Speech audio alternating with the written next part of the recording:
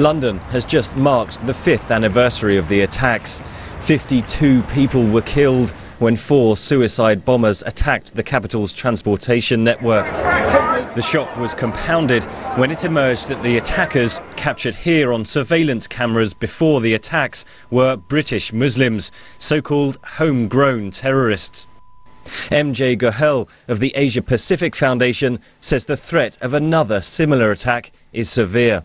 The last estimate made by British intelligence estimated that there are something like 2,000 suspects in the country that need to be looked at carefully all the time. There are some 30 high-priority terrorist plots ongoing, and there are some 200 terrorist networks. Now, that is quite frightening in a small country the size of the UK. A new report from the Centre for Social Cohesion, another research group, claims that over the last decade, more than 2/3 of criminals convicted of Islamist terror-related offences were British citizens. Robin Simcox wrote the report. He says the findings were a surprise.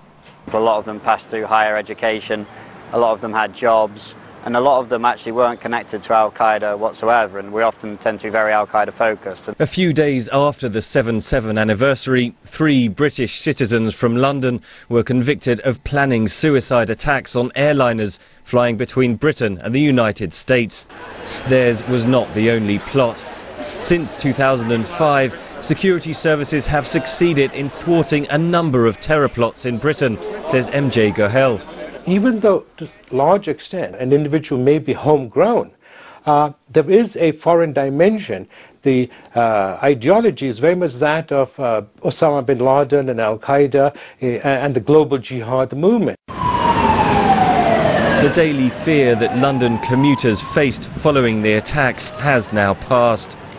But the security services warn that so-called homegrown terrorists, born and raised in Britain, are still plotting attacks on their own people. Henry Ridgewell for VOA News, London.